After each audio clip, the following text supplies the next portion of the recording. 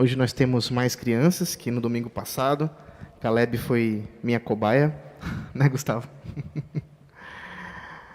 Venham cá, crianças. Deixa eu conversar com vocês uma coisinha. Me ajudem aqui a tirar uma dúvida. Algumas. Podem vir aqui, bem pertinho. Tudo bem com vocês? Tudo bem? Deixa eu ver uma coisa aqui.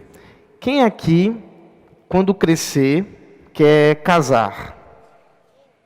Vocês querem casar quando crescer? Tem certeza? Será que é legal casamento? O que vocês acham? Acho que é legal também. Mas olha só, deixa eu falar com vocês uma coisa. Sabe que Papai do Céu, Ele prepara a nossa vida de uma forma tal que desde agora vocês já podem orar por isso. Não precisa se preocupar. Tem gente que se preocupa muito com isso. Porque vocês sabem que tem pessoas que não casaram e que não vão casar. Alguém sabe o nome de uma pessoa que nunca casou? Não é titio e titia não, tá? Deixa eu ajudar vocês. É uma pessoa que é celibatário. Quem já ouviu essa palavra aqui? Essa é estranha, né? Então deixa eu ensinar vocês essa palavra. Ó.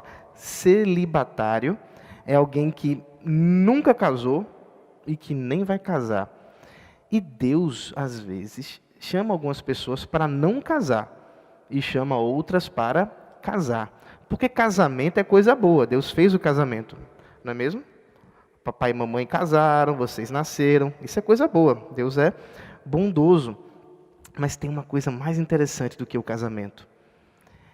É a certeza de fazer a vontade de Deus. Seja casando ou não casando. Deus, Ele tem um plano para todos os filhos dele. E não é um plano geral assim para todo mundo, não. É um plano individual. Para cada um de vocês, Deus tem um plano. Deus tem um projeto. Ele tem uma história. E essa história, Ele mesmo quem faz. E a gente pode ficar... Oi? Deve demorar. Demora, né? Mas é um plano bem grandão. E nem é um plano somente para essa vida não, sabia? É um plano para algo muito, muito, muito maior. Deixa eu dar um exemplo para vocês aqui, ó. Vocês estão vendo esse cabo aqui, ó? Esse fio? Ele vai até ali, ele entra por debaixo daquele tapete verde e ele vai ligar na câmera, tá vendo? Depois ele vem por aqui, ó. Ele entra num buraquinho que tem aqui e vai dar lá atrás nos computadores. Esse cabo, eu quero que vocês imaginem comigo o seguinte. Imagine que esse cabo aqui, ele não tem fim. Ele vai, dá umas 3 voltas na Terra e ainda continua rodando.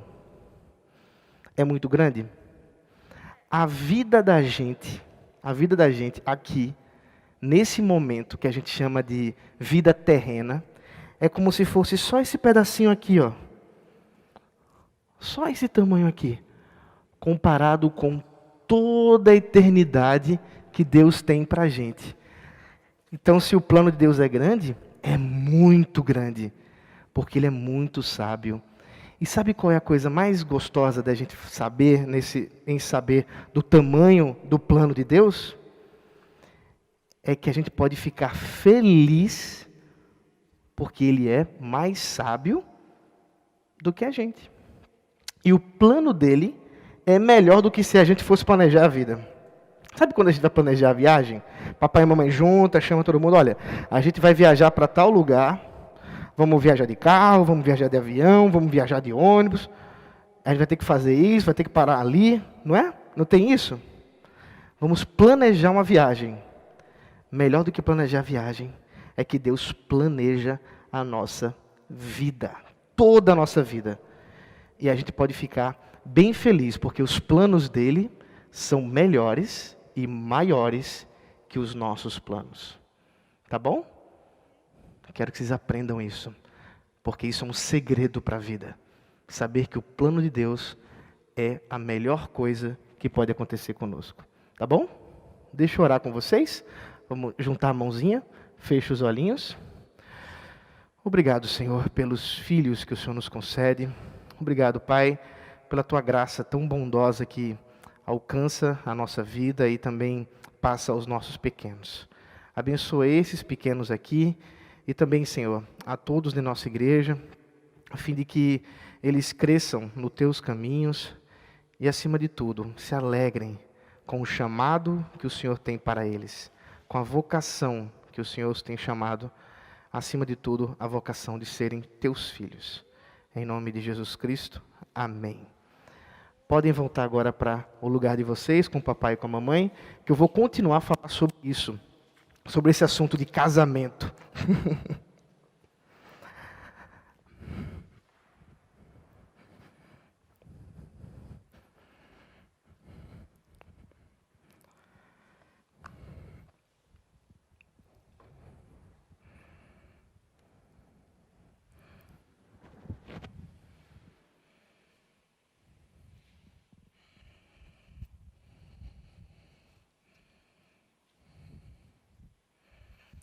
Graça e paz, amada igreja. É sempre bom ter os filhos da aliança conosco aqui, participando do culto a Deus e também da instrução na sua palavra. E possamos sempre nos alegrar com isso. É uma instrução para os papais. Apesar dos assuntos difíceis que muitas vezes temos que tratar com os nossos pequenos, o Senhor nos manda a sermos diligentes no ensino da sua palavra. E essa tarde não é diferente. Nosso desafio é tratar do assunto de casamento, divórcio e celibato. Se é difícil para as crianças, não é tão fácil assim também para os adultos, não é mesmo? Por isso, abra comigo, por favor, a carta de Paulo, a primeira carta de Paulo aos Coríntios, capítulo 7. E hoje nós vamos do versículo 1 até o versículo 24, uma longa porção, com muitos detalhes, e o desafio é ser resumido, para que vocês não durmam. Ou que o governador não venha aqui fechar a igreja, né? 1 Coríntios, capítulo 7, versículo 1 ao 24. Acompanhe comigo a leitura da palavra de Deus. Quanto ao que vocês me escreveram, é bom que o homem não toque em mulher. Digo que, por causa da imoralidade, cada homem tenha a sua própria esposa, e cada mulher tenha o seu próprio marido. Que o marido conceda à esposa o que lhe é devido, e também, de igual modo, a esposa ao seu marido. A esposa não tem poder sobre o seu próprio corpo, e sim o marido, e também, de igual modo, o marido não tem poder sobre o seu próprio corpo, e sim a esposa. Não se privem um ao outro, a não ser talvez por mútuo consentimento, por algum tempo para se dedicarem à oração. Depois, retomem a vida conjugal para que Satanás não tente vocês por não terem domínio próprio. E digo isto por concessão, ou como concessão, e não como mandamento. Gostaria que todos os homens fossem como eu. No entanto, cada um tem de Deus o seu próprio dom. Um, na verdade, de um modo, outro de outro. E aos solteiros e às viúvas, digo que lhes seria bom se permanecessem no estado em que também eu vivo. Mas se não conseguem se dominar, que se casem, porque é melhor casar do que arder em desejos. Aos casados, ordeno, não eu, mas o Senhor, que a mulher não se separe do marido. Mas se ela se separar, que não se case de novo, ou que se reconcilie com seu marido. E que o marido não se divorcie da sua esposa. Aos outros, digo eu, não o Senhor, se algum irmão estiver casado com uma mulher não crente, e esta concordar em morar com ele, não se divorcie dela. E se uma mulher estiver casada com um homem não crente, e este concorda em viver com ela, que ela não se divorcie do marido, porque o marido não crente é santificado no convívio da esposa, e a esposa não crente é santificada no convívio do marido crente. Se não fosse assim, os filhos de vocês seriam impuros, porém agora são santos. Mas se o não crente quiser separar-se, que se separe. Em tais casos não fica sujeito à servidão nem o irmão, nem a irmã. Deus chamou vocês para viverem em paz, pois você, ó mulher, como sabe se salvará o seu marido? Ou você, ó marido, como sabe se salvará a sua mulher? No mais, que cada um ande segundo o que o Senhor lhe concedeu, conforme Deus o chamou. E é isto que ordeno em todas as igrejas. Foi alguém chamado estando circunciso? Não desfaça a circuncisão. Foi alguém chamado estando incircunciso? Não se faça circuncidar. A circuncisão em si não é nada, a incircuncisão também nada é. Mas o que vale é guardar os mandamentos de Deus. Cada um permaneça na vocação em que foi chamado. Você foi chamado sendo escravo? Não se preocupe com isso. Mas se você ainda pode tornar-se livre, aproveite a oportunidade, pois quem foi chamado no Senhor sendo escravo é liberto que pertence ao Senhor. Do mesmo modo, quem foi chamado sendo livre é escravo de Cristo. Vocês foram comprados por preço, não se tornem escravos de homens. Irmãos, cada um permaneça diante de Deus na condição em que foi chamado. Vamos orar mais uma vez. Santo Deus maravilhoso, fala conosco diante desse assunto tão delicado, Pai, que toca os nossos corações, a nossa história, a nossa vida. Que seja o Senhor a nos instruir, que seja a Tua voz a falar conosco nessa tarde, Pai. Esse é o nosso clamor no nome de Jesus Cristo. Amém. Amados, nós não precisamos ter dúvida que, de fato, casamento é um assunto importante para a igreja. Não só para a igreja, para a sociedade. E é claro que cada pessoa dá a importância própria para esse assunto. Alguns pensam isso desde criança. Alguns visualizam, sonham quando que vão casar, como que será o casamento, qual a banda que vai tocar, ou qual a música que vai tocar, onde vão casar. Outros já pensam a viagem na lua de mel. Outros pensam nos filhos. As pessoas variam muito em termos de como lidam com esse assunto do casamento. Ao mesmo tempo, precisamos lembrar que é um assunto que gera certa polêmica. Há pouco tempo estivemos expondo esse assunto no CRE e foi curioso notar que houve um aumento considerável de visualizações durante esse estudo, porque gera dúvidas, certas questões são mais delicadas, especialmente quando tratamos sobre divórcio, e as pessoas ficam se perguntando como é que essas coisas podem acontecer. O assunto do casamento, da festa do casamento e até mesmo do sofrimento dos jovens pelo casamento, os solteiros aqui, que muitas vezes ficam pensando, quando será a minha vez? Cadê a varoa? Ou cadê o varão? E aquele assunto mais tabu, especialmente para a gente que é crente, não é? Sexo. Afinal de contas, como é que isso se dá dentro do casamento? São assuntos que pertencem às questões que nós acabamos de observar. O apóstolo Paulo, ele observa que o crente deve estar cuidadosamente observando o seu chamado no Senhor. E esse é o grande ponto que vamos desenvolver hoje. Afinal de contas, nem todos são chamados para o casamento, mas todos foram chamados por Deus para servir onde quer que eles estejam. O apóstolo Paulo, a partir do capítulo 7, passa a responder algumas questões que foram feitas por meio de carta a essa igreja. Você vai observar que ele vai repetir várias e várias vezes na carta, quanto ao que vocês me escreveram. Você já vê aqui no versículo 1 do capítulo 7, depois é possível observar isso no capítulo 8, e na sequência ele vai trazendo os temas dos mais diversos dessa igreja, dúvidas que surgiram e que agora ele passa a responder. E o primeiro assunto é esse, é o casamento, o divórcio, o novo casamento, algumas situações com relação aos viúvos, algumas relações com relação às viúvas, aos solteiros, uma diversidade de temas que estão aí encapsulados no tema do casamento.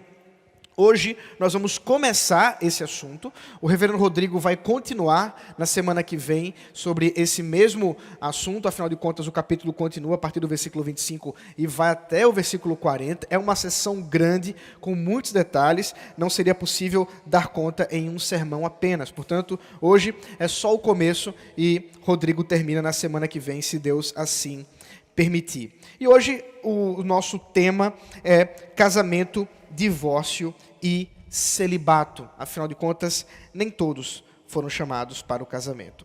É exatamente sobre isso que Paulo trata do versículo 1 ao 9, o casamento e o celibato.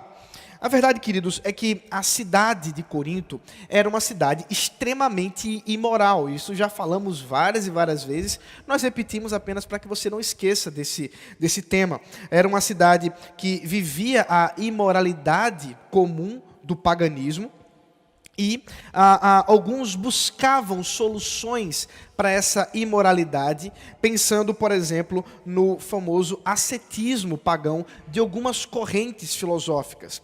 Alguns filósofos pensavam que se você se abstiver dessa vida carnal, você vai conseguir dominar melhor a sua consciência, você vai conseguir dominar melhor o seu corpo, a sua vida.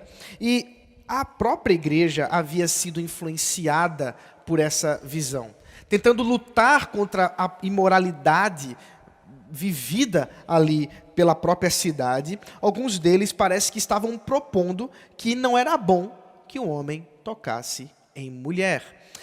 Literalmente o texto fala exatamente isso. Um homem ou um marido, porque a melhor tradução diante do próprio contexto é pensar como marido, então deveríamos pensar do seguinte: não é bom que o marido toque na sua esposa, ou que o marido tenha relações com a sua esposa. Isso provavelmente foi alguma coisa escrita na própria carta e que Paulo cita aqui no primeiro versículo, dizendo: vocês têm dito isso, vocês escreveram dizendo, não é bom que o marido toque na sua esposa. E nós vamos observar que Paulo vai responder a esse respeito, vai mostrar que esse entendimento equivocado da parte da igreja não geraria santidade. Alguns pensavam que talvez, por uma visão negativa do sexo, eles, uma vez se abstendo por um tempo da relação sexual, poderiam ser mais puros no casamento. Eu conheço uma história triste, porque isso não é bonito, de um casal que estava contando quase que como vantagem para um outro pastor, era um casal inclusive que o marido era pastor, dizendo que no dia do casamento, à noite de núpcias, eles entregaram para o Senhor e não tiveram nenhuma relação. E aí o pastor respondeu: então pecaram. Verdade, porque nós vamos observar aqui que, muito pelo contrário, a nossa visão negativa a respeito da relação sexual, da relação, da intimidade do marido com a sua esposa, ela é uma influência dessa sociedade imoral que nós vivenciamos, tal e qual vivenciava a igreja em Corinto. Não é muito diferente dos tempos de Corinto, que temos hoje uma imoralidade tão assustadora, tão banal, que banaliza realmente a relação.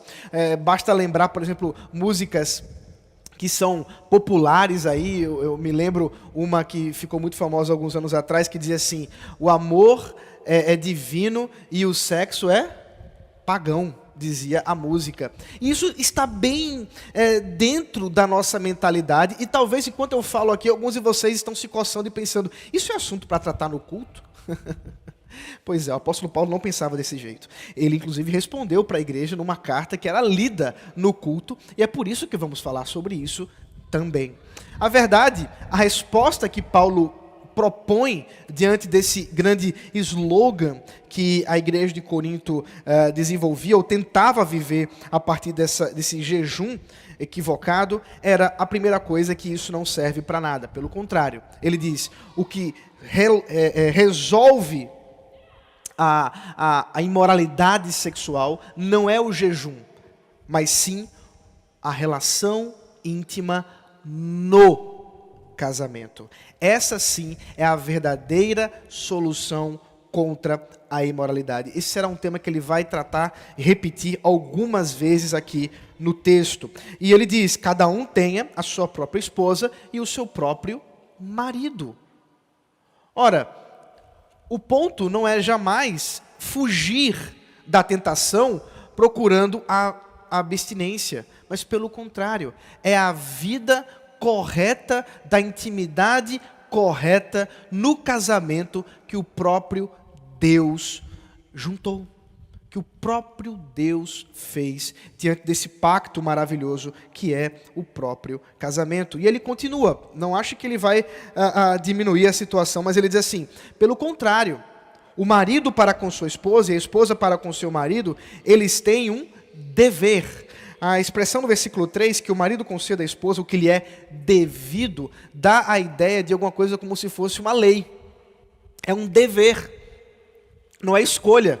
Isso é muito curioso, porque geralmente nós temos observado que muitas e muitas vezes, infelizmente, a relação íntima, ela se torna quase que como uma moeda de troca. E eu não preciso entrar muito nesses detalhes para que a vulgaridade não permaneça entre nós, mas apenas que nós saibamos que isso não é uma moeda de troca. Mas isso é algo que Deus deu para o homem e para a mulher, para que possam viver na alegria do Senhor, para que possam vivenciar em pureza e santidade um para com o outro, como o Senhor designou. De modo que é assim que deve viver o casal que deseja agradar ao Senhor, porque Deus concedeu isso para o prazer mútuo, para a procriação e também a proteção contra o pecado. 3 finalidades que nós temos para as relações sexuais, para a intimidade do casal: o prazer mútuo, a procriação e a proteção contra o pecado. Paulo entende que um casamento que está sendo vivenciado segundo a vontade de Deus, eles estão fugindo da imoralidade porque eles recebem ou eles entendem o dever que tem um para com o outro. E ele continua: por que isso? Porque o corpo do cônjuge não é próprio mais, mas sim do seu parceiro. O marido não tem o seu próprio corpo, mas o seu corpo é da esposa, assim como o corpo da esposa não é mais seu, mas é do seu marido. E nessa mutualidade nós entendemos e observamos o grande propósito para a relação íntima no casamento. E por que realmente ela sana, ela resolve essa questão da imoralidade. E há o perigo aqui. E é por isso que o apóstolo Paulo vai dizer: é verdade, alguns não foram chamados para o casamento. Alguns não foram chamados para essa vida conjugal. Com relação a estes que vivam longe do casamento. Eles não são obrigados a casar. Mas se casaram, que vivam em acordo mútuo, em junção, em amor um para com o outro dentro da própria relação. E ele vai continuar, portanto, no seu argumento dizendo: quando acharem por bem a privação, versículo 5 ele diz: não se privem um ao outro, a não ser talvez por mútuo consentimento, por algum tempo, para se dedicarem à oração. Aqui Paulo entende que é possível que haja um período em que o casal possa estar distante, a fim de que possam procurar mais em oração a Deus. Mas isso deveria acontecer por um curto espaço de tempo e contanto que fosse um acordo dos dois. Não é só um que vai decidir sobre esse assunto, mas os dois deveriam consentir sobre isso. Por quê? Paulo continua: para que Satanás não tente vocês por não terem domínio próprio. Paulo entende que a natureza humana, especialmente por conta do pecado, ela tem a tendência de pegar aquilo que Deus fez bom, aquilo que Deus fez perfeito, puro, e distorcer aquilo, transformando algo que Deus deu para o homem, para algo que profana o nome do Senhor. E a fim de que isso não aconteça no casamento, Paulo observa que eles não deveriam se afastar por tempo demais. Então, uma história curiosa entre os puritanos, eu já ouvi isso contado por alguns pastores, mas eu nunca conferi a fonte. Então, confiando naqueles que já contaram essa história, que quando, nos tempos do puritanismo, movimento puritano do século XVII, XVIII, quando um membro da igreja ia fazer uma viagem a trabalho que ia ser muito longa, talvez aí um mês, alguma coisa nesse sentido, o pastor chamava ele no gabinete. Ele dizia assim: irmão, é o seguinte, você tem duas opções. Ou você leva a sua esposa, ou você para na metade, volta e depois continua o seu trabalho. Porque nós não vamos permitir que você passe tempo demais longe um do outro. Passível de disciplina eclesiástica, se você assim fizer.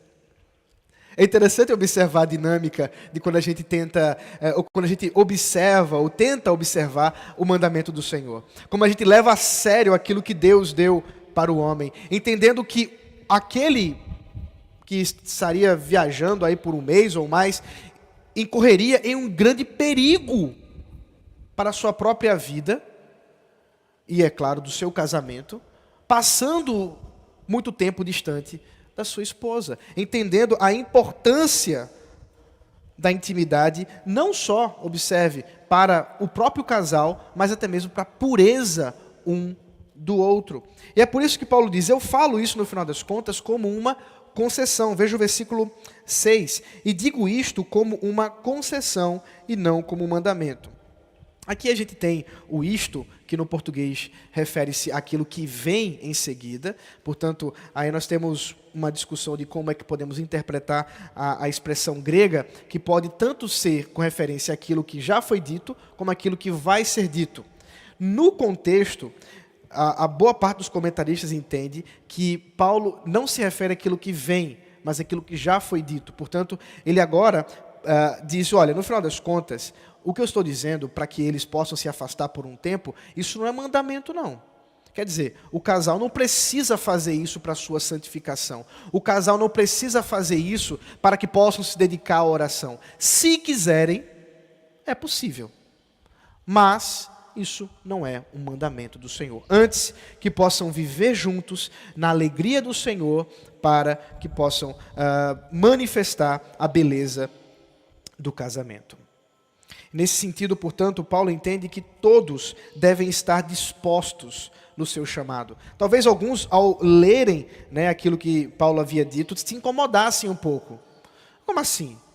O marido não vai mandar em mim? Ou talvez o marido dissesse: e a esposa vai dizer quando vai acontecer alguma coisa aqui? Não. E Paulo diz: olha, se vocês acham que isso que eu estou falando para vocês é muito, então é melhor que vocês vivam como eu, que não tenho esposa. Veja o versículo 7. Gostaria que todos os homens fossem como eu. No entanto, cada um tem de Deus o seu próprio dom. Na verdade de um modo, outro de outro. Paulo entende que o celibato não é uma coisa simplesmente que a pessoa escolhe, mas ela é um dom de Deus. Nós não sabemos exatamente como era a vida de Paulo. Não há detalhes aqui, em nenhum outro lugar das Escrituras, se ele era viúvo, se ele era solteiro. O que dá a entender, com certeza, é que nesse momento histórico, Paulo não era casado. Isso a gente pode ter certeza. Mas não dá para a gente saber se ele não era casado porque sua esposa havia morrido ou se ele nunca havia casado. É mais provável, diante do fato que ele pertencia ao Sinédrio, que ele foi aluno de Gamaliel. Gamaliel foi neto de Hilel. Hilel, nós temos citações diretas de Hilel, que diz que para alguém pertencer ao Sinédrio, deveria ser casado e ter filhos.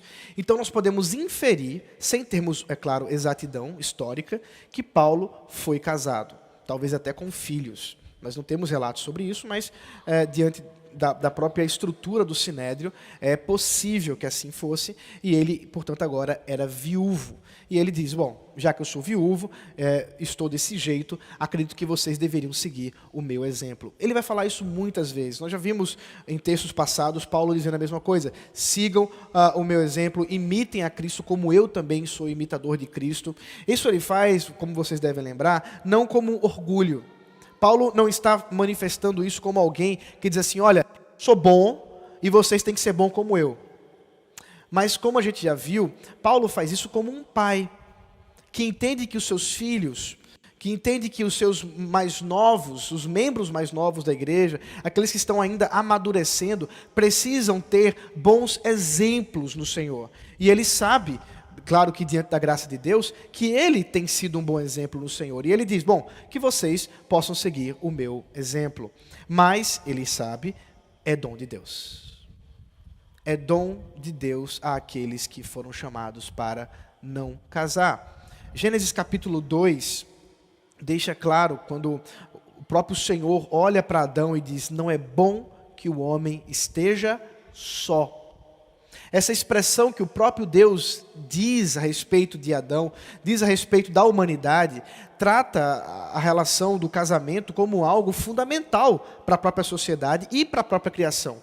Deus deu a instituição do casamento antes mesmo, inclusive, de dar à igreja, de conceder à igreja, porque entendia que esse casamento, que essa união é a estrutura mais fundamental, tanto da sociedade quanto da igreja. E é por isso que, nesse sentido, o casamento é algo normal, é o tradicional, e o raro é o celibato. Assim, portanto, sim, não há demérito algum nas pessoas que dizem, eu pretendo me casar, eu oro a Deus para que eu possa vir a casar no Senhor. E não há demérito algum por parte dos pais que oram pelos seus filhos, dizendo, Senhor, concede para que meus filhos possam ter uma boa esposa, para que meus filhos possam ter um bom marido. Ó Senhor, eu rogo a Ti que já prepare, mesmo para crianças pequenas, que já prepare o Teu servo, a Tua serva, que será casado com o meu filho, com a minha filha. E assim, entendendo que isso é um dom espiritual, Paulo sabe que isso não é para todos. Veja o versículo 8. Aos solteiros e às viúvas, digo-lhes que seria bom se permanecessem no estado em que eu também vivo. Mais uma vez ele usa de exemplo. Mas, se não conseguem se dominar, que se casem, porque é melhor casar do que arder em desejos. Aí está o critério. Paulo entende que aqueles que têm um dom espiritual do celibato não ficam ardendo em desejos. Quer dizer, aqueles que têm um dom do celibato, eles não ficam ardendo em pecados de ordem de imoralidade, pecados de ordem sexual. Antes, esses que ficam em arder em desejo deveriam procurar o casamento com urgência. Com urgência. E aqui vai a minha palavra para os jovens da nossa igreja que estão solteiros. Tomem cuidado com os pecados de imoralidade sexual.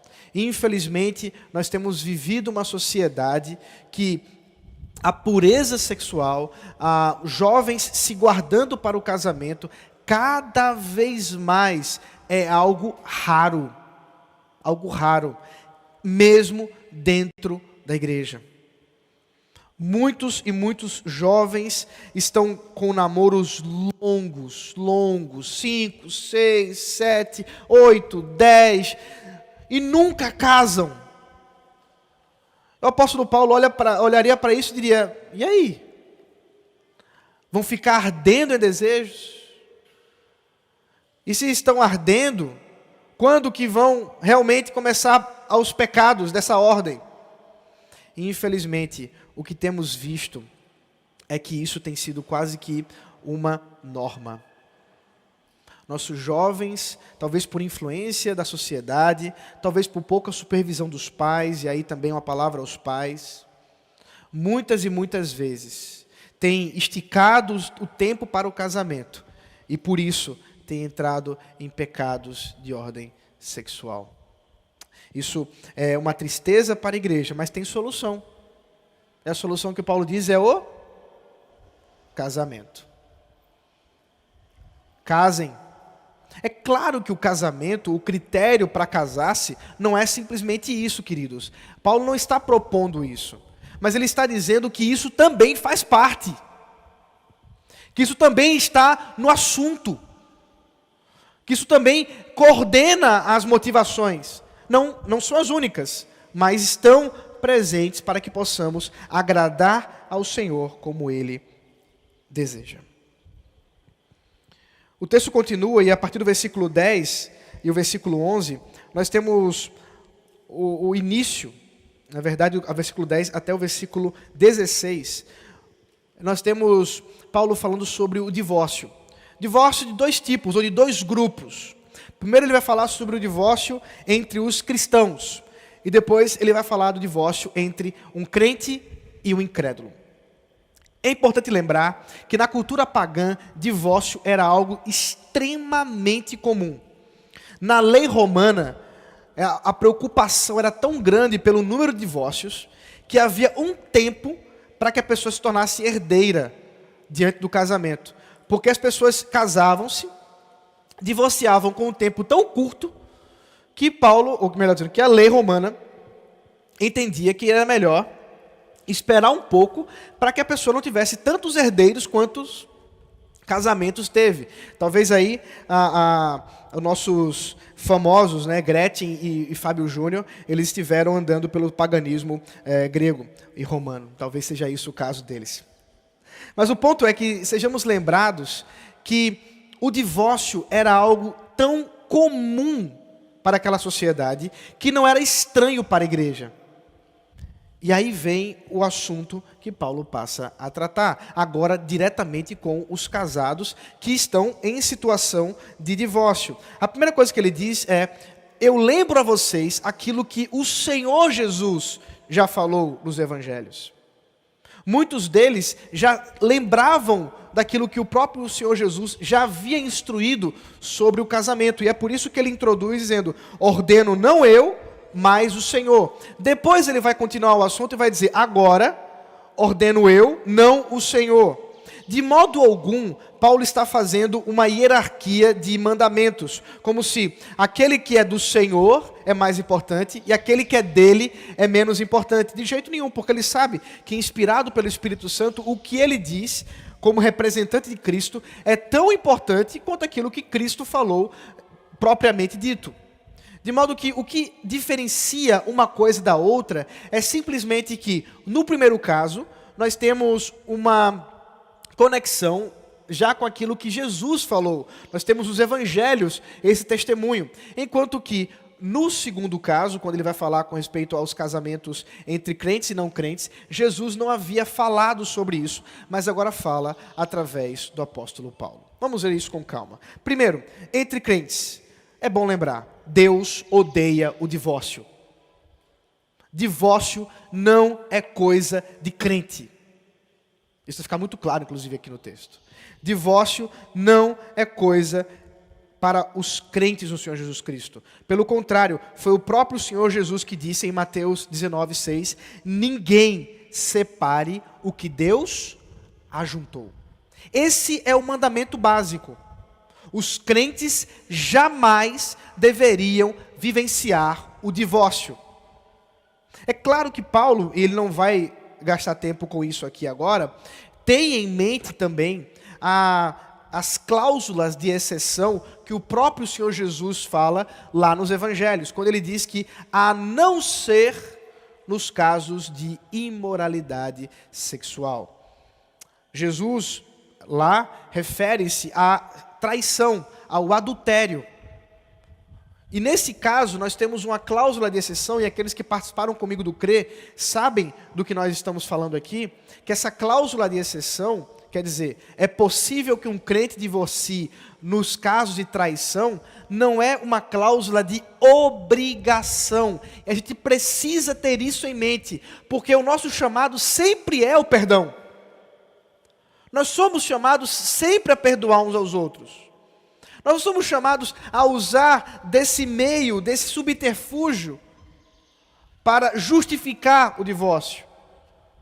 Mas há casos, de fato, em que o crente diante da traição, especialmente com pessoas que até se dizem crentes, mas que não se arrependem ou continuam insistentemente no pecado da traição, em que não há mais como viver esse casamento. E para esses, portanto, é possível o divórcio, ainda que sempre haverá dor, ainda que sempre haverá sofrimento. E Paulo é claro, se houve o divórcio, com exceção dessas cláusulas, e agora os cônjuges, tendo sido divorciados, separados, querem novo casamento, Paulo diz, não, que volte para o seu marido e para a sua esposa, ou que vivam em celibato, que não se casem mais. Veja o versículo 11. Mas, se ela se separar, referindo-se à esposa, que não se case de novo, ou que se reconcilie com seu marido, e que o marido não divorcie de sua esposa. Portanto, o mandamento do Senhor aqui, claro, é que nós somos chamados para entender a importância do casamento no dia a dia, em saber que divórcio não é algo que deveria passar em nosso coração, em nossa mente. Jamais deveríamos pensar uma coisa dessa. Eu me lembro da história, eu já contei talvez ela aqui no púlpito, eu não me lembro, que eu assistindo um vídeo de uma conversa entre Carson, John Piper e Tim Keller. E os três estão conversando, falando exatamente sobre casamento, que não é o amor que sustenta o casamento, mas o casamento que fundamenta o amor. Isso é uma coisa importante para a gente lembrar. Esse papo de, não, o amor acabou, portanto o casamento acabou, é papo de Satanás, é conversa furada. Porque quem sustenta o amor é a aliança, é o pacto que nós fazemos com Deus e uns com os outros. E eles estavam falando exatamente sobre isso, e o Dr. Carson mencionou o caso curioso de dois idosos, já com mais de 50 anos e casados, sendo entrevistados em alguma televisão que ele estava assistindo, algum canal de televisão que ele estava assistindo, e o jornalista perguntava, e aí, depois de tanto tempo de casado, vocês pensaram em divórcio? Então, o marido respondeu, divórcio? Divórcio não. Assassinato sim, divórcio não. É curioso pensar isso. Porque realmente, é claro, não estou mandando você matar seu cônjuge, mas é mais próprio pensar que você quer matar o seu marido, você quer matar a sua esposa, de tanta raiva que você está. Mas divórcio não. Porque divórcio não é coisa de cristão. Divórcio não é para os crentes. É exatamente por isso que Paulo passa agora a falar para aqueles que estão casados com ímpios, a partir do versículo 12. Aos outros digo eu, não o Senhor. Como eu já disse, não é que ele está falando de um mandamento menos importante, mas que, considerando que Jesus não tratou desse assunto, ele agora trata. Se algum irmão estiver casado com uma mulher não crente, e esta concorda em morar com ele, não se divorcie dela. Aí está o princípio mais uma vez. Alguns, talvez, considerando a vida que poderiam ter, uma vez que estavam convertidos, ou já estavam crentes, poderiam pensar assim, como eu vou continuar casado com alguém que é ímpio? Como eu vou continuar casado com alguém que é incrédulo? Melhor é divorciar. E muitos talvez já estavam fazendo isso. Muitos já tinham procurado o divórcio com seus maridos ou suas esposas incrédulas, porque pensavam que estavam impuros, porque eram casados com descrentes. Mas Paulo diz, não está autorizado o divórcio. Mesmo que você esteja casado com um descrente, você não deve divorciar. Observe que o divórcio não é algo que o crente deve procurar, deve iniciar. Jamais. Jamais. A não ser nos casos, como eu já mencionei, de adultério. E agora, vamos ver, no caso de abandono. Paulo continua e diz, muito bem, mas pode haver o caso em que o incrédulo não queira viver com o crente? Sabe-se lá o motivo. Talvez o incrédulo pense que, vivendo agora com esse crente convertido, essa pessoa da igreja, ele vai deixar de ter a liberdade que ele tinha antes. E agora ele deseja o divórcio. E para ele, nada muda. Considerando a cultura daquela sociedade, o divórcio é uma opção sempre. Ao crente, portanto, não tendo mais o que fazer, considerando que o incrédulo não deseja mais estar casado, o divórcio é permitido. Paulo diz, para esses, não estão mais em prisão, eles não estão mais em servidão, porque foram chamados para viver na paz. Foram chamados para viver sem guerras.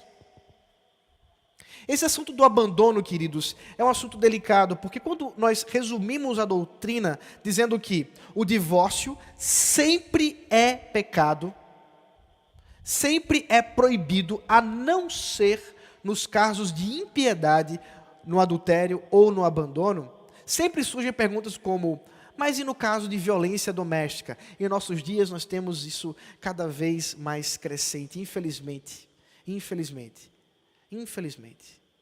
Nós temos mulheres, especialmente, sendo ofendidas pelos seus maridos, por aqueles que deveriam protegê-las, que não só ofendem verbalmente, mas muitas vezes ofendem fisicamente, agridem suas esposas, as quais eles foram chamados para proteger, e agora são eles a maior ameaça.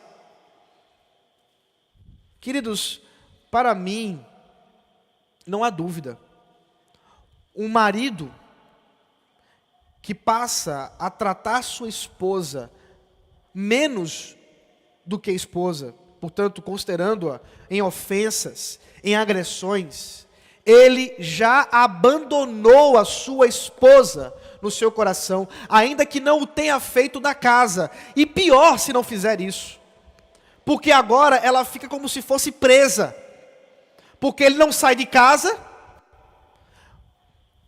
torna aquela casa uma guerra, torna aquele lugar um ambiente de tristeza e de sofrimento terrível.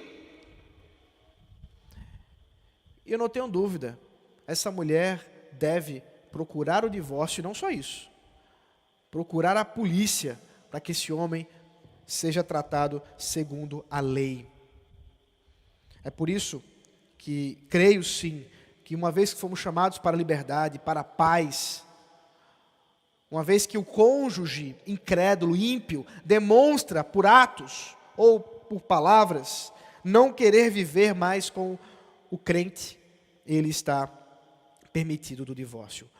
Por outro lado, não havendo isso, Paulo conclui, pois você, ó mulher, como sabe se salvará o seu marido? Ou você, ó marido, como sabe se salvará sua mulher? Paulo entende que os cristãos podem viver juntos com incrédulos. Ele entende isso porque sabe que, por meio do Espírito Santo, eles não são contaminados por estarem casados com ímpios. Nem mesmo os filhos o são, ele dá o exemplo. Porque se fossem, os filhos não seriam santos, e por isso que nós batizamos nossos filhos. Porque eles são santificados através dos pais. É claro, isso não significa que eles são salvos, ou que mesmo os ímpios o são. 1 Pedro, capítulo 3, o apóstolo Pedro diz que a mulher crente, com a sua vida, com a sua piedade, pode fazer com que o seu marido venha a conhecer o Evangelho, venha a se tornar crente. É por isso que, de modo algum, se você é casado com um ímpio, ou casada com uma ímpia, ou casada com um ímpio, não ficar confusa a coisa, você não é chamado para o divórcio, mas para viver na fé em Jesus Cristo, demonstrando esse testemunho diante do que Deus te chamou. Por fim, versículo 17 ao 24, Paulo conclui o seu argumento, dizendo que no final das contas, nós deveríamos nos alegrar no chamado que Deus tem para cada um de nós. Casamento é vocação, celibato é vocação. seja chamado para o casamento, seja chamado para não casar-se. Faça isso para a glória de Deus. Paulo conclui usando 2 exemplos. O primeiro exemplo é dos escravos. Na sociedade do Novo Testamento, nós temos 1/3 daquela sociedade era composta de pessoas livres, 1/3 de escravos e 1/3 de pessoas que eram escravos e foram libertos. Então você tem uma grande porção de pessoas que já viveram ou que testemunharam alguma coisa relacionada à escravidão. A escravidão daquele tempo era bem diferente daquela que nós aqui no Brasil vivenciamos, relacionada à escravidão, venda, né, de africanos, todo aquele comércio dos navios negreiros. Tudo isso é diferente daquele tempo. Por quê? Porque naquele período, os escravos, eles participavam de uma série de tarefas daquela sociedade, especialmente, por exemplo, a educação. Havia uma diversidade de escravos que eram professores e, portanto, eram mais instruídos que os seus próprios donos. Isso, é claro, não faz com que a escravidão seja mais bonita, tá, gente? Mas só para a gente lembrar do porquê que Paulo não está se preocupando tanto em tentar falar da libertação dos escravos, ou de como que deve haver uma revolução para que haja o fim da escravidão. Isso não é uma preocupação para Paulo, porque ele sabe que seja escravo ou livre, todos devem viver para a glória de Deus, e poderiam fazer isso. É claro que nos períodos subsequentes, especialmente na escravidão, que nós temos mais conhecimento, aquela que diz respeito à cor, à raça, como muitos dizem, é esse tipo de escravidão que foi duramente condenada por uma grande parte da igreja cristã, e que o movimento contra a escravidão foi iniciado pela igreja cristã, especialmente na Inglaterra, com pessoas como Wilberforce ou John Newton, o famoso escritor da música Amazing Grace. Depois você procura saber sobre ele. Nos tempos de Paulo, diferente dessa forma, Paulo não está tão preocupado com essa questão, mas muito mais preocupado em como podemos nos alegrar nos planos do Senhor. Como eu falei para as crianças, como podemos viver realmente os planos do Senhor.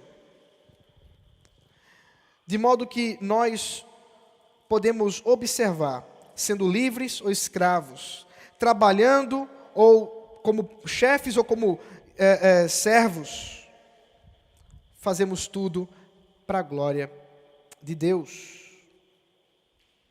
Paulo sabe, e eu pulei na verdade o primeiro exemplo que ele dá, que se formos chamados como circuncisos ou incircuncisos, circuncidados ou não circuncidados, judeus ou gentios, tudo isso é para a glória de Deus. E o final das contas, o argumento dele é: os planos de Deus são melhores que os nossos. Nós somos chamados por Deus segundo a vocação que Ele mesmo nos deu. Porque fomos comprados pelo preço do sangue de Cristo. Eu e você, meu irmão, minha irmã, fomos chamados pelo mesmo Deus, comprados pelo mesmo sangue, para servirmos ao mesmo Deus, aonde quer que estejamos, para a glória e louvor dEle. Casado ou solteiro? Eis a questão. Independente de qualquer coisa, esteja contente no Senhor. Esse é o seu chamado. Esteja contente em Cristo, no chamado que Deus te deu. Se você está casado, permaneça e glorifique a Deus no casamento. Se você é solteiro e não se sente chamado para o casamento, permaneça assim. E se alegre com isso. Se alegre com essa vida. Mas se você é solteiro e tem vivido dos problemas da imoralidade, procure o casamento. Não somente por esse critério, mas também por ele. Lembrando que o casamento é uma aliança que o próprio Deus faz, que é o próprio Deus que junta, para que possamos viver na liberdade de Cristo e no serviço de Cristo. E esse é o nosso alvo e o nosso objetivo. A liberdade em Cristo e o serviço a Cristo. Vamos orar. Obrigado, Senhor, pela tua palavra maravilhosa, pela instrução que o Senhor nos concede. E abençoa-nos, Deus, a fim de que possamos nos alegrar e sermos contentes naquilo que fomos chamados por Ti, para servir ao Senhor com alegria. Casados, solteiros, viúvos, divorciados, celibatários, tudo para a Tua glória, para a Tua vontade. Em nome de Jesus Cristo. Amém.